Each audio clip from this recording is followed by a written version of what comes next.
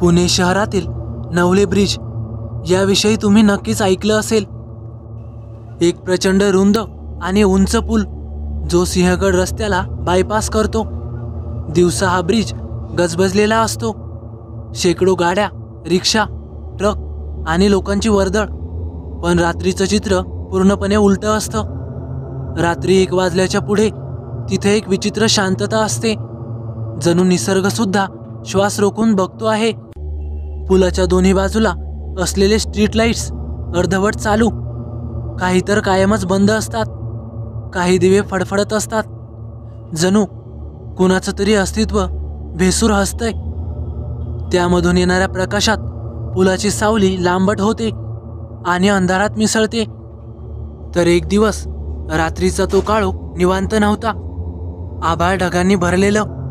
वाऱ्याच्या झुळकीत विचित्र सर्दी होती.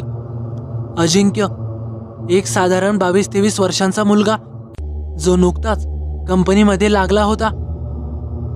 तो पुण्यातच राहायला असल्याने त्याला येणे जाणे जवळ पडत असे. त्याचं रोजचंच येणं जाणं हे नवले ब्रिजहून होतं. त्याबद्दल तो अनेक कथा ऐकून होता, पण आतापर्यंत त्याला तसला काही अनुभव आला नव्हता. आज कामाचा व्याप जास्तच होता, त्यामुळे त्याला निघताना भलताच उशीर झाला.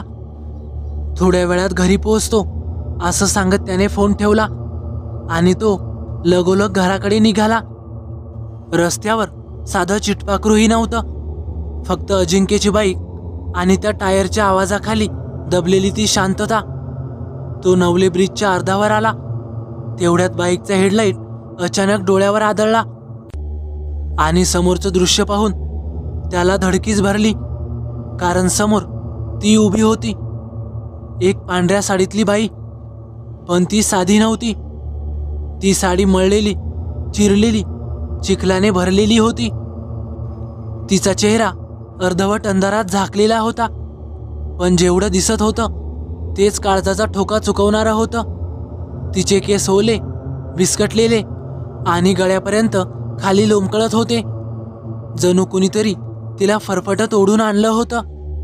तिच्या कपाळावर खोल जखम होती.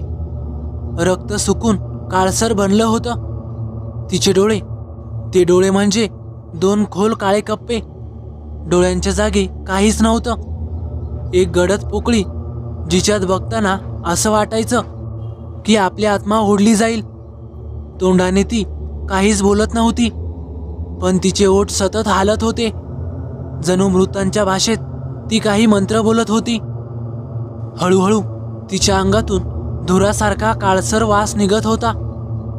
अजिंक्य पाहतो आणि त्याच्या लक्षात येतं, तिच्या पायांमध्ये काहीतरी विचित्र आहे. ती चालत नव्हती, ती चक्क हवेत तरंगत होती. पाय जमिनीपासून जवळपास 1 फूट वर होते, पण स्पष्ट दिसत होतं की तिच्या पावलांची छायाही पडत नव्हती. अचानक त्या शांत वातावरणात एक विचित्र, घुसमटलेल्या बाळाच्या रडण्याचा आवाज घुमू लागला. ती बाई त्या आवाजाकडे वळते आणि तिचं संपूर्ण शरीर झटक्याने अजिंक्यकडे वळतं. तिचा चेहरा आता पूर्णपणे दिसतो. तिचा एक डोळा बाहेर आलेला, जबडा खालच्या बाजूला सैल झालेला, जणू कोणी फोडून टाकला असेल. आणि गळ्यात एक तुटा दोर, जणू कोणीतरी तिला गळफास दिला होता. ती जोरात किंचाळली, एक असह्य, आतून थरकाप उडवणारा किंचाळा. माझं बाळ कुठे आहे? तूच नेलंय ना त्याला? मला परत दे, नाहीतर तुझं काही खरं नाही. तेवढ्यात तिचं शरीर पिळवटतं. तिचे हात अजिंक्यकडे लांबतात, पण बाईक झपाट्याने मागे सरकते. अजिंक्यला जाणवतं तिच्या हाताचे नख अंगात घुसतील इतके लांब होते आणि ती हवेतून सरकत त्याच्यापर्यंत येत आहे. जीवाच्या आकांताने अजिंक्यने कशीबशी किक मारली आणि देवाच्या कृपेने गाडी पहिल्याच प्रयत्नात चालू झाली. तो झटक्यात तिथून वळाला आणि कसाबसा वाचला. काही वेळाने तो घरी पोहोचला. त्याचं सर्वांग घामाने भिजलं होतं. जोरजोरात घराचं दार वाजवू लागला. आईने दरवाजा उघडला. तो जाऊन आईच्या गळ्यातच पडला.